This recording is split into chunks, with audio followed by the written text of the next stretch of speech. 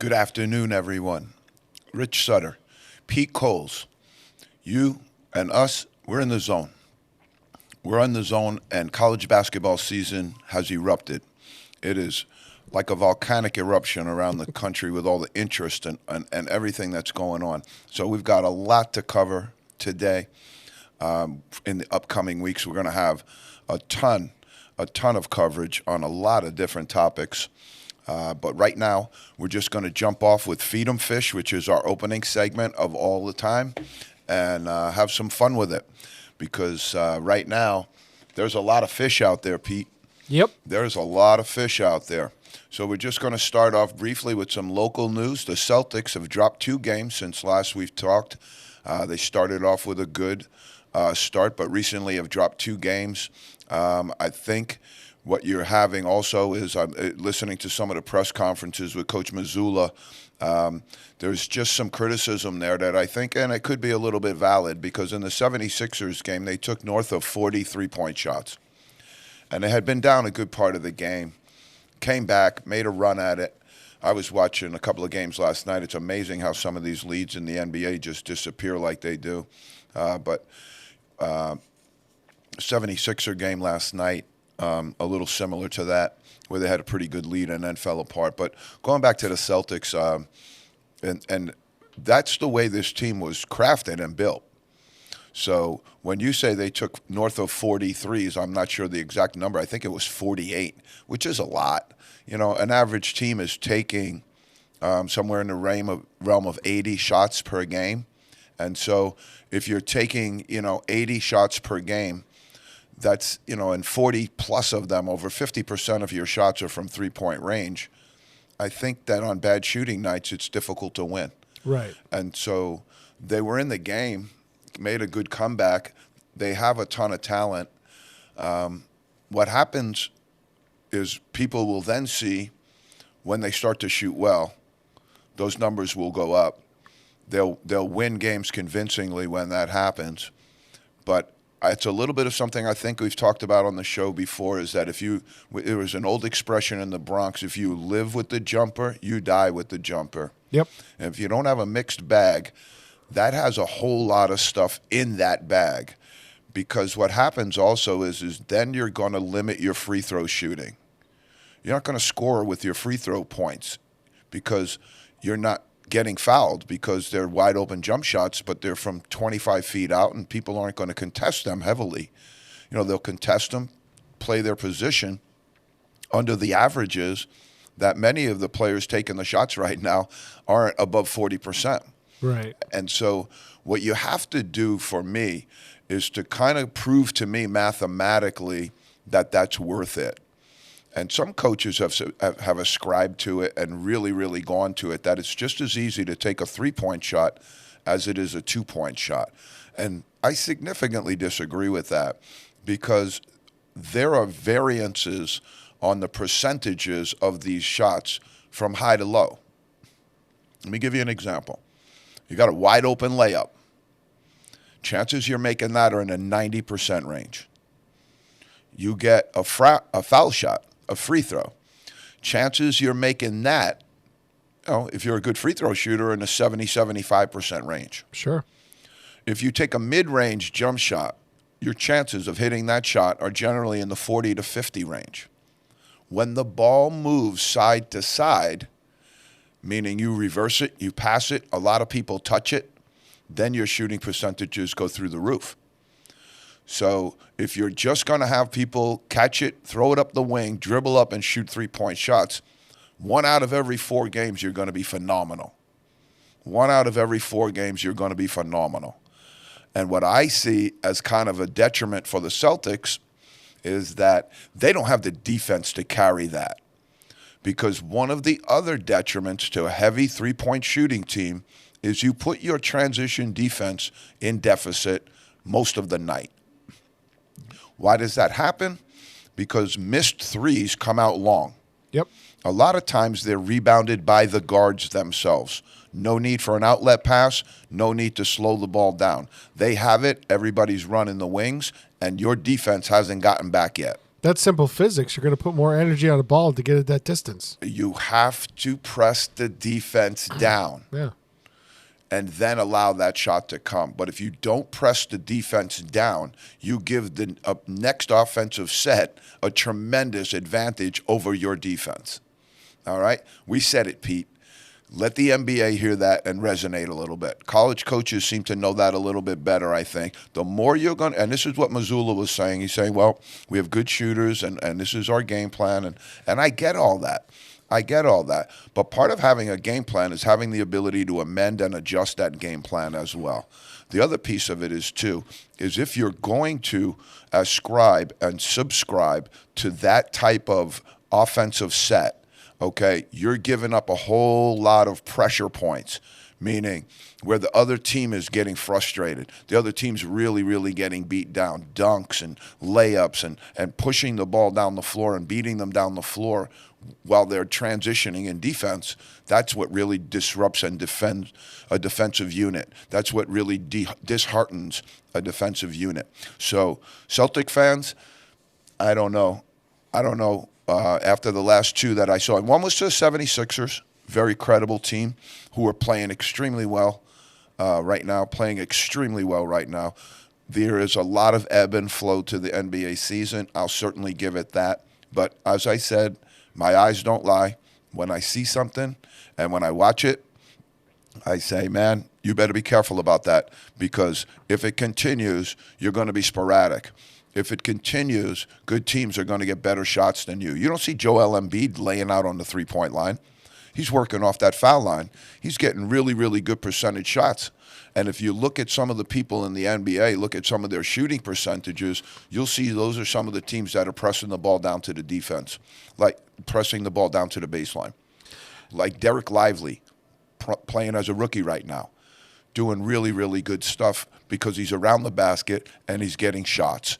And he's getting really good shots, which are dunks, putbacks, and all really, really good shots. So I think that's something that the Celtics are going to have to work out. I got a question for you. As part of the grind of an NBA season, they don't have time to do some practicing to coach up something different, to modify their game plan? No. They're together all the time. Okay. They're together all the time. They have the best of everything.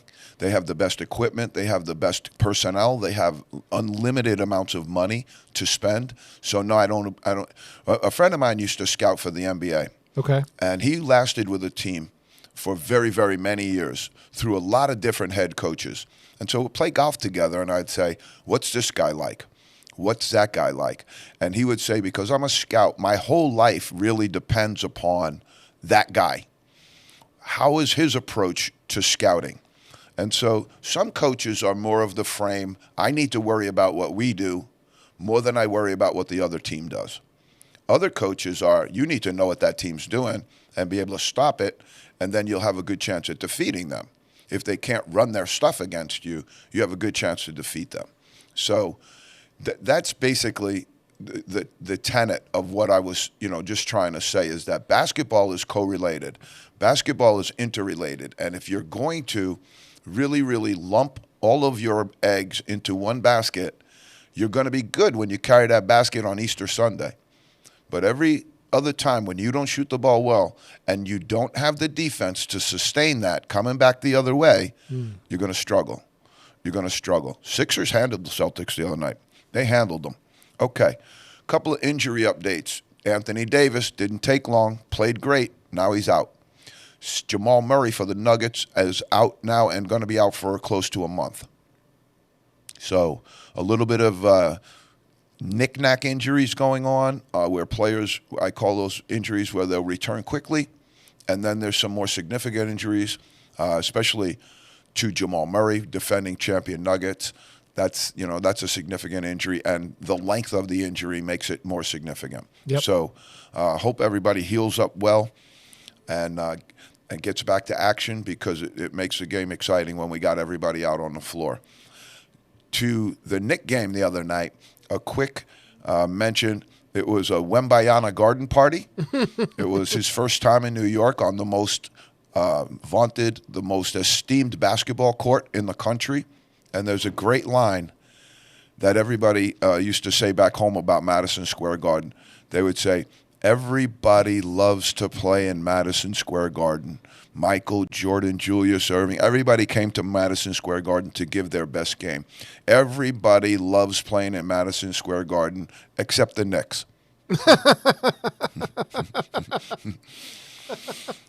So when Bayana came to town, really struggled, had an off night. The Knicks defended him well. Thibodeau's strength and what's going to keep this team alive, if they can, is that he's a great defensive coach. He really, really knows how to coach up defense. And so they're ascribing to defense, saying, let's make sure that we cover the ball. Let's make sure we stop the ball. No open shots. Let's contest. Let's rebound. Let's do all the good things that happen on that end of the ball. Let's really, really excel at those things. And that's one of Thibodeau's strengths and one of the reasons he's been in the NBA coaching as long as he has, because he really does have a knack for putting together good defenses. And last night they defended Wembanyama well.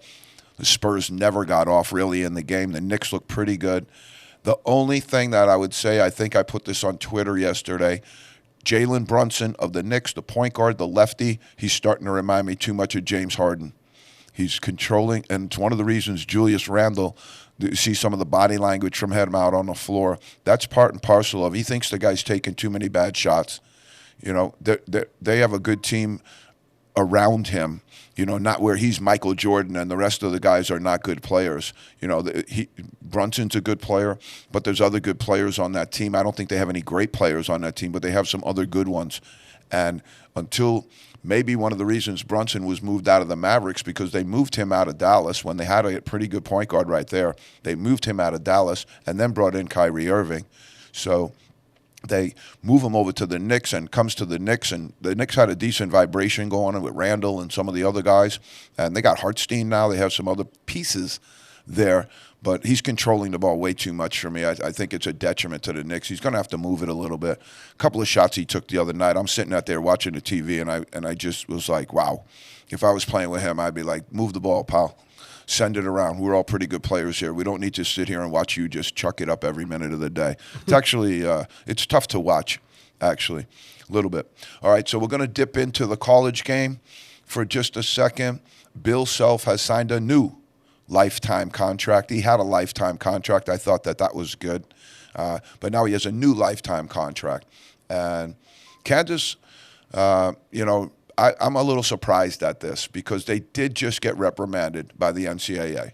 They did just get hit up for their violations. It took a long time for that report to come out, but it came out, and it came out just recently.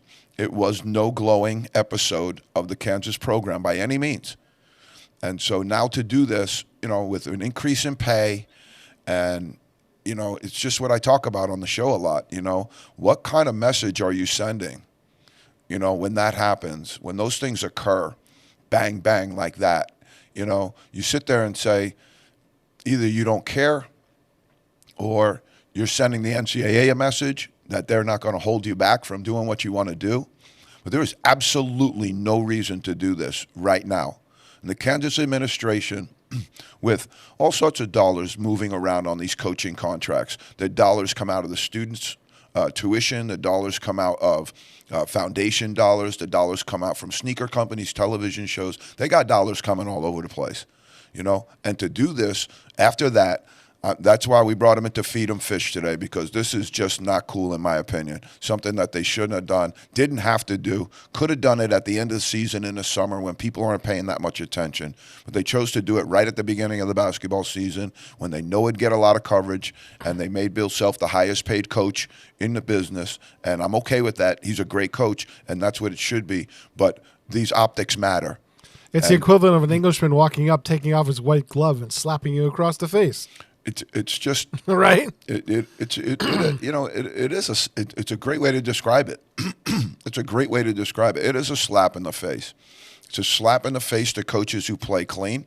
It's a slap in the face to coaches who didn't get involved with the sneaker companies and had to live out their seasons without those high-profile players and not have the notoriety, not have their contracts renegotiated, not have all of the good things that come off of the tree of that fruit bear to them for their program, for themselves, for their families. They didn't have that. And so what it is it's a reward for terrible behavior. And it's been in our business for a really, really long time. It never had to be this way, but it is. It can change, but it ain't going to change quickly. All right. For the show today, the college basketball scoreboard came out, 2 days worth, and there's a lot of people on Twitter right now kind of hammering away a little bit at some of this stuff, and I wanted to just bring it up. So a lot of the banter going on, and some of this is the first set of basketball games that they put out for College Division I this year was littered with non-Division I basketball games where Division I teams are playing Division II, Division III teams. Now, as a Division III coach, I think that's okay because it helps Division III programs because sometimes we'll get money for the game. We're going to play Dartmouth this year. We're going to receive a little bit of dollars for the game that we can use to spend on sweatsuits or pizza party or something like that we like to do with our players. And so I don't think it's bad, but the number that was out there was really, really high. The number of people that did it were really, really high. And some of the schools are these high major schools, that are playing these really, really bad teams to start the season. And I guess the claim is that almost every other sport now, when they open a season, really opens up with some marquee stuff. The NBA came out this year and opened up with a Big Four, right off the get-go. A good set of 2 games, marquee games, everybody excited about those games, and that was cool. But then you have this opening night of NCAA Division I basketball. Serving up the cupcakes. Littered with cannolis, littered with cupcakes. Everybody's having. I think there's a diabetic coma going on with the Halloween candy and all the cupcakes that are being served up on the Division I level. But as I alluded to, it does help some of the lower level programs. But the numbers on it were really, really high. The numbers on it were really, really high. The numbers on the guarantee games are off the charts now. The numbers on the guarantee games are off the charts now. So the first upset of the year came on night 1, and we're not talking about like this is 2 big Goliaths of the NCAA Division I world going at it. This is a flat out shake your head, how did this happen? And then you go, oh my God, when you hear the back end of it. Michigan State falls, the first one to fall to the big upset of the year, the head scratcher of the year. They lose to James Madison. I saw that. Yeah. At home, Michigan State losing. Tom Izzo will get a lot of mileage out of this loss. Tom Izzo's a good coach. But again, some of us coaches are watching the game and we're watching it go by us.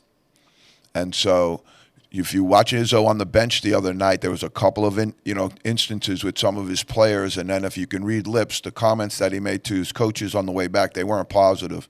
And so his feeling about some of the players on his team, about some of the guys that are disruptive is in his mind on the team, that makes it really, really hard to coach. That's why coaches do a lot to clean out as many of people that they feel aren't really with them. Try and get people that are in your vision. And so I don't see, they're going to get a lot of mileage out of this. But when you hear the number on the back end of this, you're going to shake your head. Okay, so James Madison goes into Michigan. James Madison's located in Virginia. They take a nice plane ride up to Michigan, play Michigan State in East Lansing. Everything goes good. Game is tight all the way to the end, and they pull it out. On Twitter, the first thing that comes out is, wow, that loss really stings, especially with a $90,000 guarantee. For one game, teams are now getting close to $100,000 to come in and lose. Because I don't think Michigan State's going to play James Madison again next year. No. They'll bounce them. But they come in, and one of my buddies one time was playing, and they were playing down in Florida. Pretty sure it was Miami. Miami wasn't very good at the time, and he was at a real small Division I school in New York. And they go down there, took a $30,000 guarantee, and beat Miami in Miami. And he turned around and called back to his school and said, hey, by the way, I'll see you next week. Because they were going on break, and it was their last game of break. And so he just stayed down in Miami for the week, just enjoying himself and having a good time, and brought home a $30,000 check. But since that time, that was a long time ago, now we're in the $90,000 range. If you go to somebody's tournament, that means you're going to play 2 games. Those tournaments got to be in the range of $150,000 to $200,000 now. Think about the money that's getting thrown around there, and then you lose. So that was the big shocker of the day. I happened to watch Duke play early on, and I know some people have said Duke is 1 in the country, 2 in the country. A lot of prognosticators out there, and I on their talent level and what they had, I could see some of that and could be in agreement with that. Then I watched them play. They played against Dartmouth. Wasn't much of a game, but they have some weaknesses on that team. And I'm going to go out on a limb and say that I think right now that North Carolina and Miami have a better chance than Duke to win the ACC. Way out on a limb, because nobody else is saying that. But I watched a little bit of North Carolina the other night, and I think Miami's pretty good too. I think Miami's guards are really, really good. And if you give Jim Larinaga good guards, he's going to make your life miserable. So I'm sorry. I know all the excitement with the Cooper Flag signing and a subsequent signing of that this week. I know they're real excited. But this team right now that I saw, I think they have some weaknesses. They beat Dartmouth by like 38 points, but Dartmouth's pretty good too. When they get back into the Ivy League, they have some nice pieces there. But what I think also with the Duke team is I just saw some things there that to the eye. It really resonated with me. I think offensively they're going to struggle at times because they don't really have a lot of legitimate perimeter scoring threats. I think their inside guys are pretty good. Filipowski's very good, but he's coming off of a hip surgery, double hip surgery. So the other big man they have inside is serviceable and pretty good. But I think, you're going to have some rough spots in the ACC with this team. I think you're going to have some rough spots in the ACC with this team after watching them. I was pretty high on them. But right now, to the eye, I think they've got some issues. I think that the 2 transfers that North Carolina brought in, this was the funny piece. Transfers in the ACC were unheard of for a long time. Transfers within the ACC was a 2-year wait period. Wow. You had a 2-year sit instead of a 1-year sit. Now they call you up in your dorm room and bring you down, and then the very next day you're playing against teams that you used a whole set of teammates that you used to practice and play and travel with in your league. That's why leagues did this. That's why leagues made it difficult to transfer intra-league, because it creates a lot of bad blood. It creates a lot of bad feelings and animosity.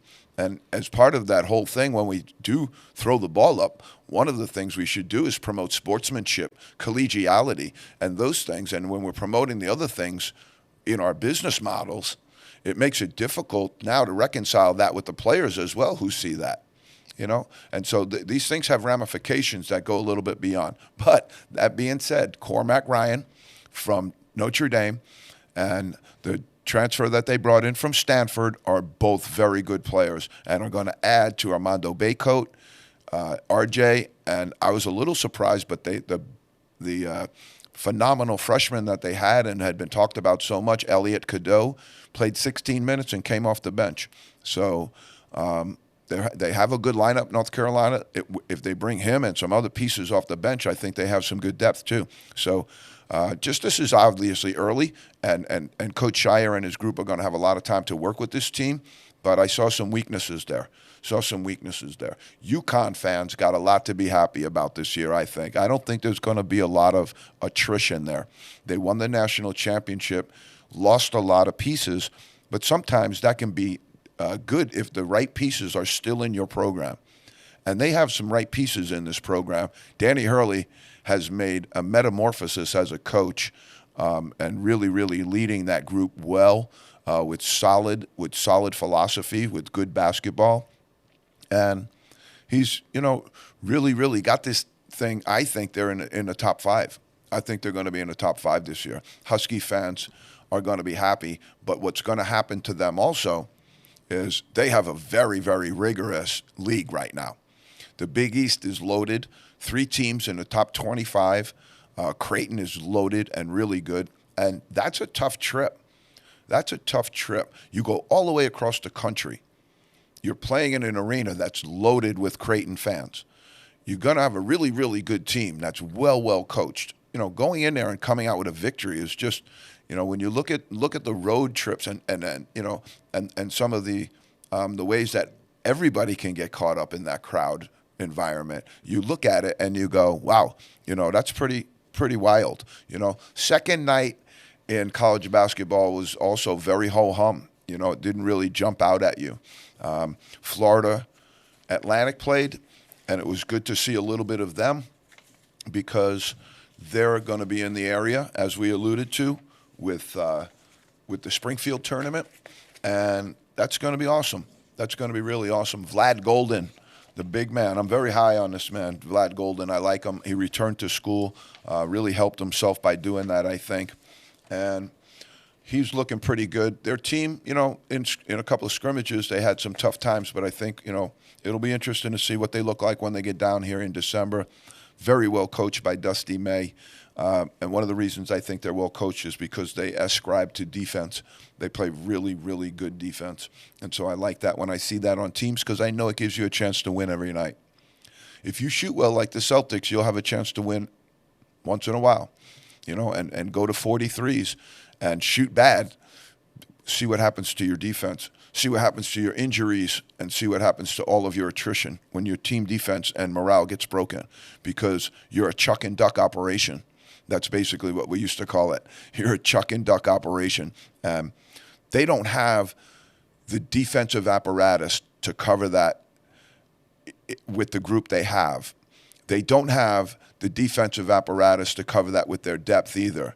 So your game plan has to be interrelated. Your game plan has to be tied together, and that's important. And so I don't know what they're doing out there, but a lot of times that happens with young coaches because it'll take them a while to formulate exactly what they want to be.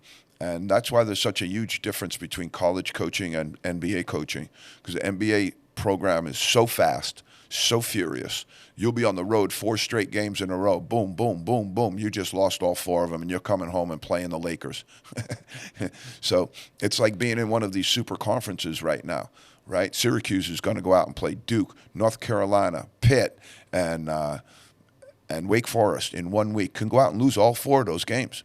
And then your team morale goes down. A lot of that happens, and that's when you see teams start to slip from the grasp of their coach and the coaching staff because they no longer believe in the coaches because they're losing.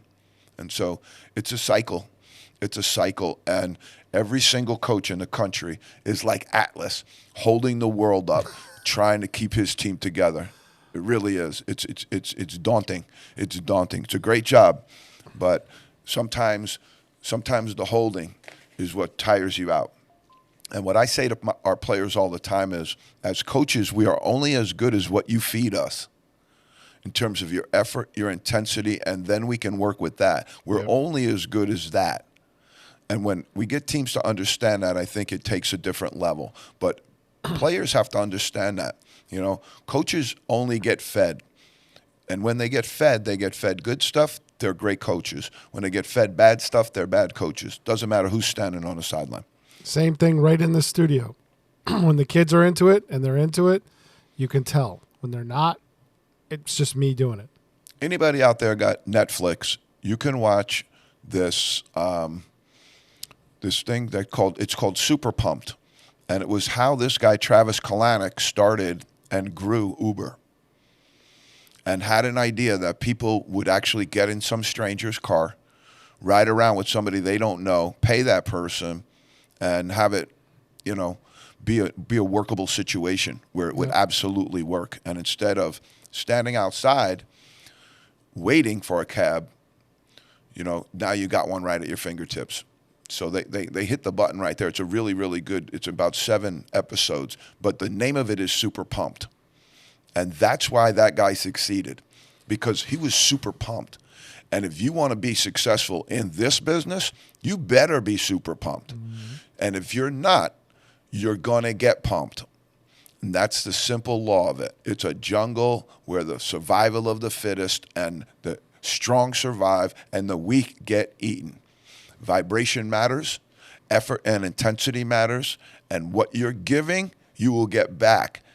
Believe me, what you're giving, you will get back. If you input good things, you'll get back good things. If you input bad things, you get back bad things. That's the cycle of basketball, fellows, and it's inescapable. Going to close out today, Pete, with some, I don't know that we'll get through all of them, but I'll try and zip through. I got the draft, the first round of it, and what happened to these guys. How are they doing now? Are they alive? Are they on a roster? Are they playing?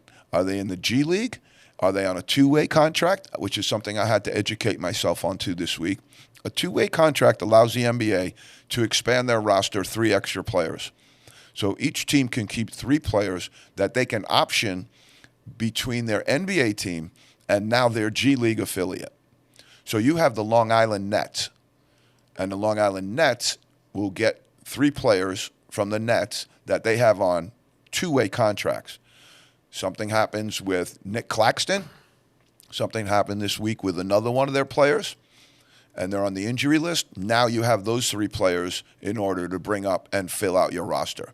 So that's what a two-way means. I wasn't sure what it was. Very similar to what the AHL does with the NHL. Exactly. And it's, if it helps, it helps. I don't know. It does help to have that league down there where guys are playing, they're in shape, and now the team can call them up, and implement them right away. Certainly. I don't know why the NBA just doesn't expand the roster a little bit. Maybe that's to save money.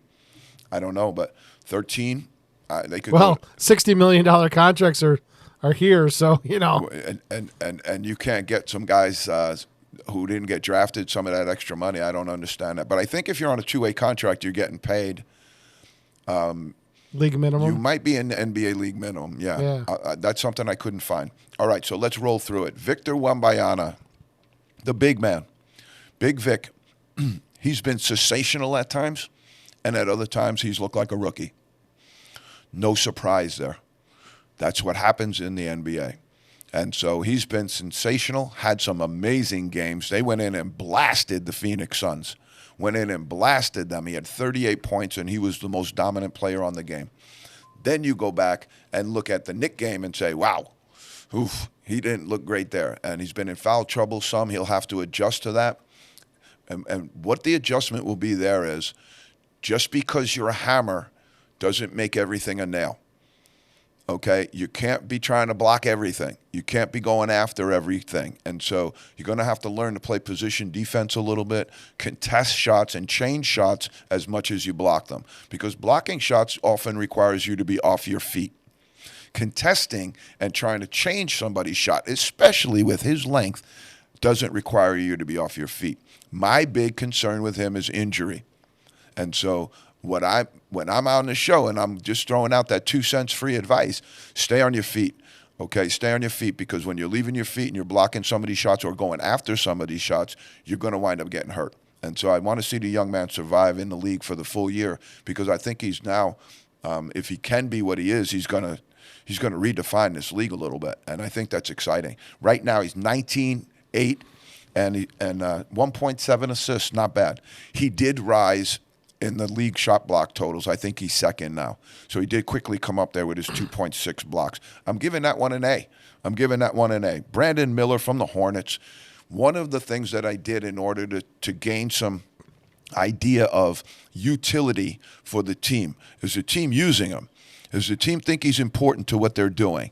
And if they are, they're recognizing and representing that with minutes. And so what I did was I went down with all of them also and put down the average minutes that we're getting, because in some places it was difficult because there's injuries going on out there as well, and two-way stuff going on out there as well with guys who were drafted.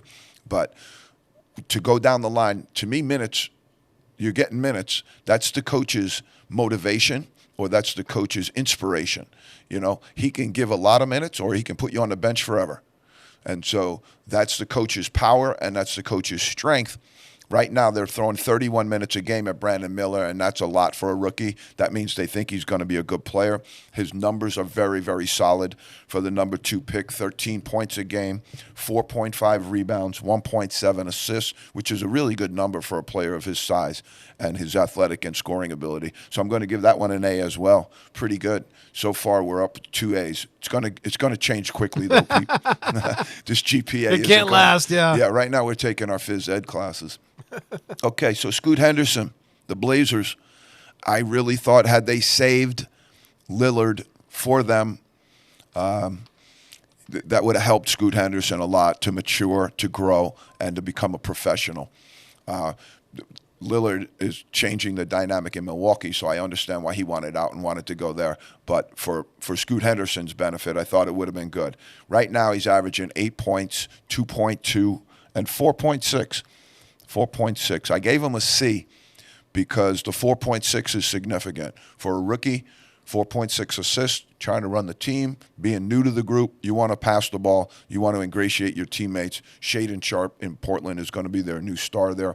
I think, he's got a ways to go, really, though, to learn the NBA game. He has way too much over-penetration at times, way too much over-dribbling at times, and his passing is absolutely fantastic at times, and then other times they're head-scratchers. So he's got to learn how to say no. That's one of the things we tell people all the time. A lot of times you're out there, you're going to see something. You have to train yourself to say no to it because what you see isn't what's going to be there 1 or 2 seconds from that time when the ball arrives. And so you have to really look at the whole thing and train your brain to know, okay, he's wide open, I give it to him. Or that big man's going to recover and it's going to be a problem. Those are the reads that he has to make and do a better job of. Grade C on him right now. Amen Thompson. Okay, big controversy between the two twins about who would get drafted first, and also in the NBA, who to take first, because the first 3 were pretty much established. Although I thought one of the Thompson twins could have risen into the top 3, but it was pretty established. And then those 2 next picks were pretty established. So now you got to pick between twins, and there's a thing that sometimes in the NBA, you're looking at somebody and you go, wow, he could be great, and you sit there and say he has potential to be great. And then you're looking at another player and he says, wow, he won the MVP of the G League. We're talking about Ausar here. And so, amen, Ausar, the picks, it could be, it's not really that relevant, but it does matter which team you go to, which is the need for that team. But also, they're both on dog teams. Neither one of them's on a good team right now, so it doesn't really matter that way. But amen, 6.2, 2.8, 1.5 for the number 4 pick. He's big, he's long, he can do some stuff. I think over time he'll strengthen and get better. If I look at the difference between Chet Holmgren this year and last year, I think that that certainly, I go back to my original opinion, that certainly was more of a redshirt year than an injury year for Mr. Holmgren. Probably very smart to do. But amen, Thompson. Probably could have benefited from a little bit of that same thing. I had to give him a D, and it troubles me to do so because I think the young man's a load of talent.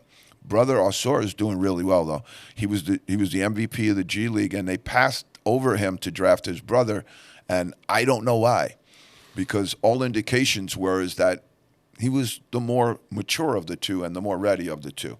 Maybe they see the future, and that's okay. Ausar is going 12, 9, and 3.8. Passing for a big man. So on amen, I gave him a D, but on Ausar, I gave him an A-. I think he's doing very, very well. Okay, Anthony Black, I was down on this. I hate to be right when somebody's life's at stake here, their career's at stake. I hate to be right, but the number 6 pick, Anthony Black, not going well. Again, 17 minutes, and we got 6.6, 2.4 rebounds, 1.4 assists, 1.4 assists for a point guard.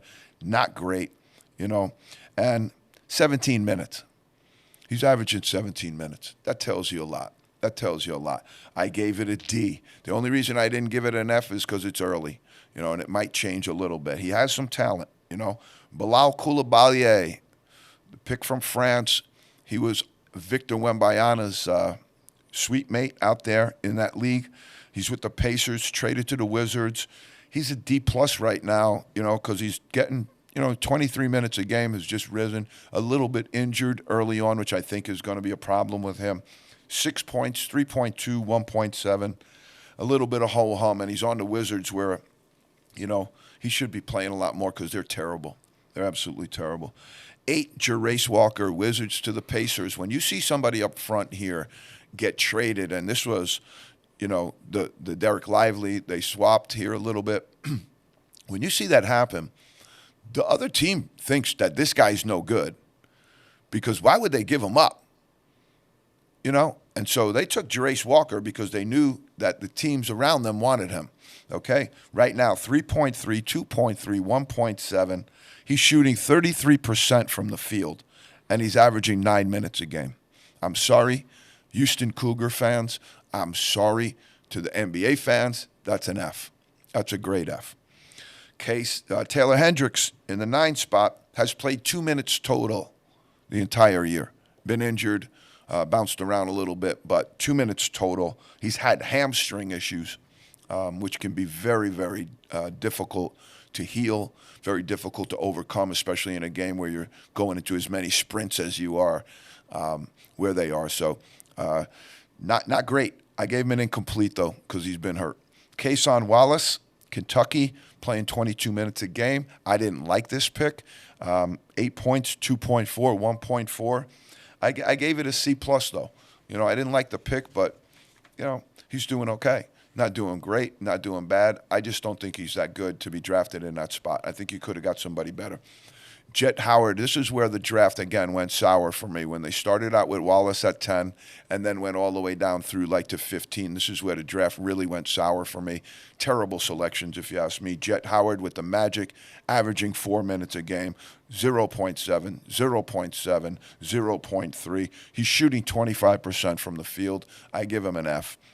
Derek Lively, number 12, in the zone, was very, very high on Lively. No way he should have lasted to 12. And again, got traded on that day. I think the Thunder might want to reconsider that because he's averaging 9 points, 7.7 rebounds, 1.1. I gave the grade a B+. He's averaging 24 minutes a game, and that's very strong for a rookie. But he's also shooting. Pete, you took your hat off. You might want to put it back on and hold on to the hat because he's shooting 77.8% from the floor. Wow. That's unbelievable. 45 is good. That's off the charts. So I gave him a B+ because I want to see him score outside the bucket a little bit more, but that might not be his role. They got Luka, they got some other guys, but right now he's starting, doing a good job, and having a very good year. Okay, another guy, go back into the annals. This is our 30th show. Go all the way back to our draft show. We said, Grady Dick, we don't like him. He had the red suit on draft day, taken in the 13th spot. I didn't like the suit. I don't like him. None of that has changed.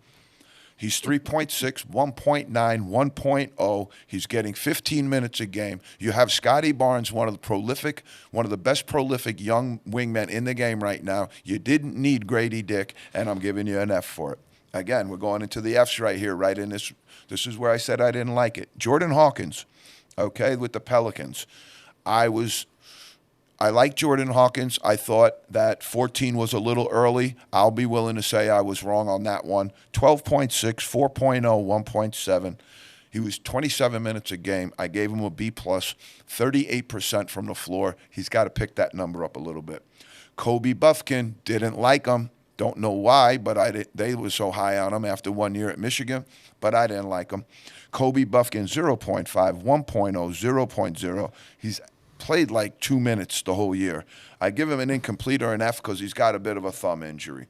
Keontae George, we were high on him. With the Jazz, he's getting 20 minutes a game. Good spot for him. To get that 20 minutes in your first year, 25 minutes, that's a good number for a rookie. It'll keep you healthy. And so his numbers are 7.4, 2.2, 3.2. Those are pretty good numbers for a 16 pick. Pretty good number. I'm going to give him a B- on that. He does have an ankle problem right now, which has been holding him back a little bit. And anybody who's had a sprained ankle trying to play basketball, it's not that easy. It's not that easy. Okay, Jalen Hood-Schifino from the Lakers hasn't played yet. He could be on a two-way, but he also has a knee injury. We're going to give it an incomplete. Jamie Jaquez from the Heat. All right, 18 minutes a game. Spoelstra likes him. He plays a role. He does what he's supposed to do, and he plays hard. Plays hard. I wasn't in love with him in the 18 pick. 5.9, 2.9, 1.9. I gave it a B minus because that's not bad. That's not bad. I don't mind being wrong. Okay, Brandon Podziemski, another guy I wasn't high on with the Golden State Warriors. I said Santa Clara. Maybe they like him because they saw him more out there in the West Coast. They're on the West Coast. Maybe they had more intel on him. I didn't like him when I saw him in any of the combines. I think he's a good player, don't get me wrong, but not in this pick right here. And so he's, 1.7, 3.3 rebounds. Not bad for a guard. 1.3 assists. You're also playing a role when you're with the Golden State Warriors. You're playing a role of that's why Jordan Poole is no longer there. You're playing a role of this is Steph Curry's team. Everything revolves around Steph Curry. Don't mess with that and you'll be good. Get into it, play your role, and you'll be fine. He's trying to play his role. I gave him a D+. He just got recalled from the G League as well, too, so he must be on a two-way. Cam Whitmore. Everybody was so high on this young man out of Villanova. I didn't see it, didn't like it. Some of the NBA people saw the same thing I saw, bounced him all the way down to 20. He was the MVP of the Summer Combine, which I thought was – I didn't think he had really been the MVP of the Combine. Personally, I thought the kid Kobe Brown from the Clippers had been. But they gave it to Cam Whitmore. And right now, 20, he's with the Rockets. That's a good team to be with if you're a rookie because, man, they're terrible. But 2.3, 1.0, 0.3, another grade F. Another grade F. Okay, we're going to take these next two in tandem. Noah Clowney and Dariq Whitehead. I liked Clowney to the Nets because he was from Brooklyn at 21. He's 6'10". He's going to have to put on some frame. I wasn't a big Dariq Whitehead fan after only 1 year at Duke, but he did okay at Duke. Right now, they're both in the G League. They're both hurt. They're on contracts where they're moving them down because they're injured. I would say with Clowney, he's probably going to get an F. And with Whitehead, I'll give him an incomplete because it's been incomplete. Chris Murray from the Blazers, 23. I thought this was an excellent pick for the Blazers at 23. He's only averaging 5 minutes a game, though, and he's got only really 2 games played significantly. He's been a little bit injured. I give him a grade D right now.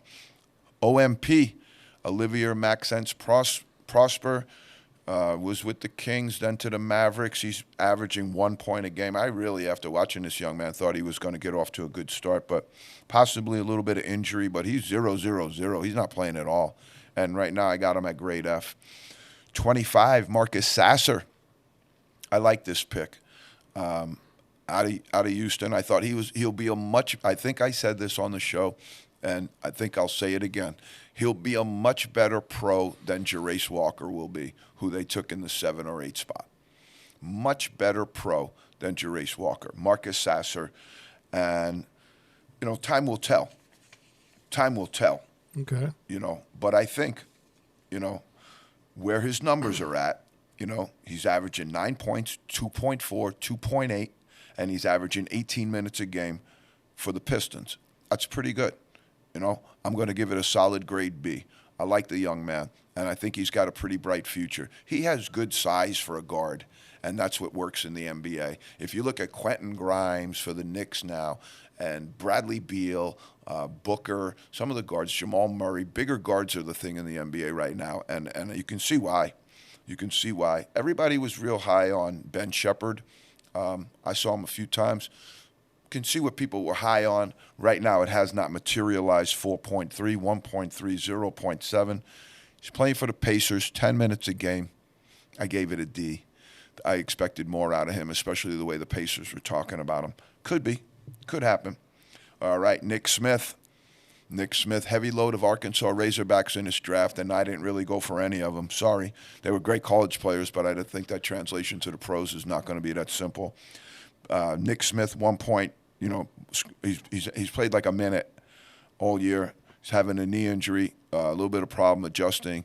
I gave it a D, but we could easily give it an incomplete because of the knee. Bryce Sensabaugh, Jazz. I was a little surprised about this. I thought the big man would have a little bit bigger impact. Right now he's sitting on zeros. Another guy with knee surgery, hasn't fully recovered. We give him an incomplete. Julian Strother, We liked him. We want him to train a little bit better, a little bit harder in the NBA whole spectrum of what the NBA entails. But he's a great shooter. Long, big guard that can play a guard spot, maybe a three, and he can shoot the basketball. So right now he's off to a decent start, 6.0, 1.0, and 0.5. And the 0.5 on Strother, don't expect that to go any higher because he ain't passing the ball. There's some guys that just don't give up the ball. And when they get it, they're shooting it. And he's not giving up the ball. So if you expect Strother to get those assist numbers up there, I think that you're going to be in a little bit of trouble there. All right, Kobe Brown. I've been surprised at this one. I liked him in the Combine. I thought he was the best player in the Combine. But he's playing for the Clippers right now. They just brought in Harden. They have Kawhi Leonard. They have Paul George. They have a lot of good wing players there. And he's in that ilk of player. So I really, really had thought he'd get off to a better start. He hasn't. But 2.0, 1.4, 0.4. Hate to do it, but he's averaging 7 minutes a game. I gave it a D. Okay. Is that now really due to his fault, though, because of all the good players on that team? Or? Yeah. Like we said, if you're with the Rockets, you're with the Jazz, you're with some of these teams that are absolutely terrible, Yeah. your chances of having a good season are much better. If you go into a franchise that has a lot of guys in your position, it's going to be a struggle. It's going to be tough. You might wind up on a two-way. You might wind up playing in the G League just to get you some minutes and to keep you fresh. But the NBA is a grind. The NBA is tough. And when you're playing 82 games a year and trying to do all of that stuff, it makes it a little crazy. By the way, that two-way contract, Yep. just shy of $560,000, so half the league rookie minimum. 560,000. Yep. And you can only play. Okay. You can only be active for up to 50 of the team's 82 regular season games. All right. So I'm going to give it to you, and this is going to break some hearts. Hunter Dickinson's NIL deal is better than that. Yeah. Some of you guys might have should have stayed in college. Yeah. Hunter Dickinson's NIL deal is better than your two-way. Wow. How about that? All right. We got a few minutes left, Pete. I said last week I was going to give a tip, a shooting tip to all of our people out there. I'm going to give it at the end of the show because I wanted you to watch the show if you want the tip. All right? It's a good tip. So it's something that has evolved out of my time. And Pete, tell me how much time we got left so I don't get crazy here. You got about 9 minutes. 9 minutes? Yes, you got plenty of time. All right. We started late. Okay, we started late. All right, so I'm going to bounce down and do it all the way full through. Okay. All right, so this is an evolution of my time as a golf coach and my time for many, many years as a basketball coach. All right? I didn't start playing golf until I was 40 years old. I don't know a whole lot about golf. I know how to drive a van. That was my major qualifications for being named golf coach. And so I've never really made any bones about that. Over time, I've been able to make myself into a pretty good golfer. And over time, I've been able to develop a few innocuous sayings that all coaches say to their players and kind of stay out of trouble, not getting too deep, but just staying on that level of my innocuous sayings, you know, like give it your best today, big fella, you know, or something like that. Because that's about the extent of my knowledge of how to teach golf. And I'm honest about that. My knowledge of how to teach basketball is a little bit different. And back in the day, when I first started coaching, all of these guys had, like, as a coach, you kind of got into this bifurcated or systematic kind of thing where, okay, in the game, and this started when I was coming up, where they started to number players so you could run a number system on all 5 of your starters. Let me explain. Your point guard is number 1. Your other guard is your number 2. Your swingman is your number 3. Your power forward is your number 4, and your center is your 5. Okay? And so through the time in my basketball time and through the time in my golf time, there really hasn't been anything to me that's created a lot of what people refer to as intersectionality. Golf's a sport that's an individual sport. Basketball's a team sport. Golf is a sport that involves a high level of skill, and you can't get by without it. basketball, you can get by without a high level of skill. If you're 7 foot tall, you rebound great, you have one or two things. Derek Lively, great shot blocker, really, really good rebounder. Not going to do a whole lot for you on the offensive end except dunk and do some good stuff like that. But, that's kind of the thing.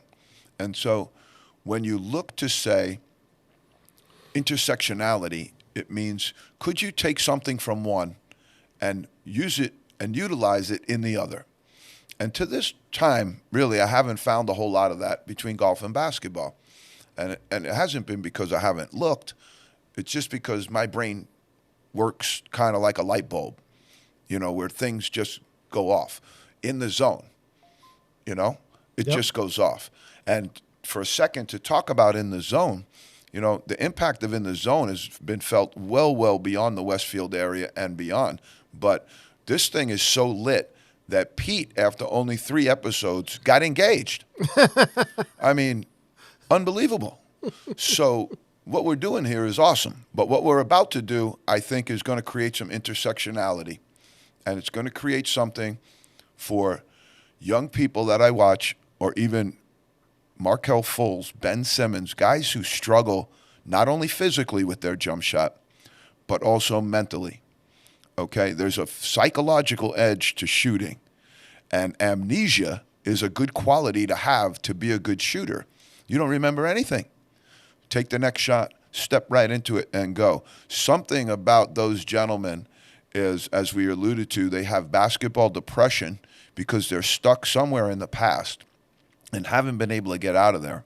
And at that same moment, it creates a basketball anxiety because you're worried about the future. Will this ever go away? Will it always be with me? Will I ever be able to shoot a basketball? And then think about going into a gym with all of your guys on your team that you play against, and they're very competitive. They all always on each other about this, that, and the other thing. Air ball, this, it's very competitive, And watch some of your teammates shoot 100 shots and make 65 of them in a drill. And then you get up, and the counter goes on, and you made 25. Everybody sees your score. Everybody sees his score. And they just made a real clear delineation that he's a really good shooter and you're not.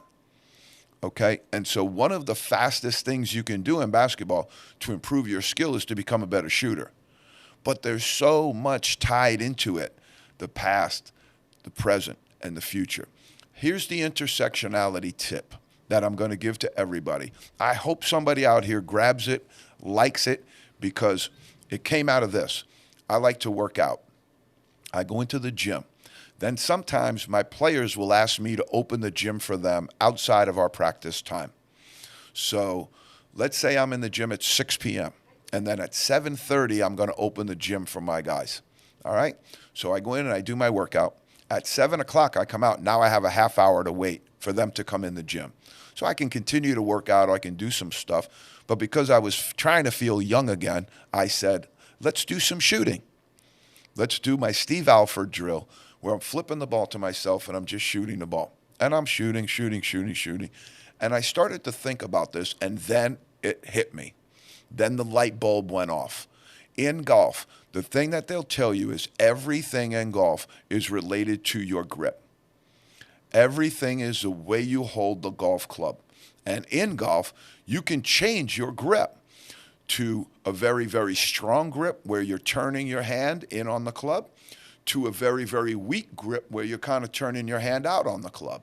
And both of those things are possible. I'm trying to put my hand up into the camera here. Both of those things are possible just by that turn. Okay? The intersectionality moment hit me when I picked up the basketball, and I realized that I could also adjust my grip on the basketball just like I do on a golf club by turning my hand a little bit. So if I had a smaller hand and I was a player that was trying to get off a good shot, I'd turn it into a really strong inside the ball grip. If I had a hand like Ben Simmons, Markelle Fultz, Shaquille O'Neal, that are essentially holding a grapefruit in their hand, I'd turn my hand out weaker and try and get out into that spot on the ball that's way outside instead of being directly behind the ball. We coaches teach to get that hand directly behind the ball. And that's okay. But once it's directly behind the ball, what I found out the other day is we can go strong by moving it over to for me, I'm a right-handed shooter, so I'm moving it over to the left side of the basketball. And then if I wanted to have a weaker grip, I would move it all the way over, more so, still behind the ball, but more to the right of the ball. That's my tip for the day, folks. I hope that improves somebody's shooting, because when I started to use it, my hands are smaller. It became a little different for me just to slightly make that adjustment, that tight little adjustment over to the side. Anybody wants to talk to me about that further, hit me up offline and we'll do it. Pete, the fastest hour in basketball. We're in, we're out, and now we're done. In the Zone, we'll see you next week. We'll have a lot more games, and we'll have also some other lower level games that have kicked off, D2, D3, anything popping in the basketball world, we'll let you know. We're in the Zone, and we'll see you next week.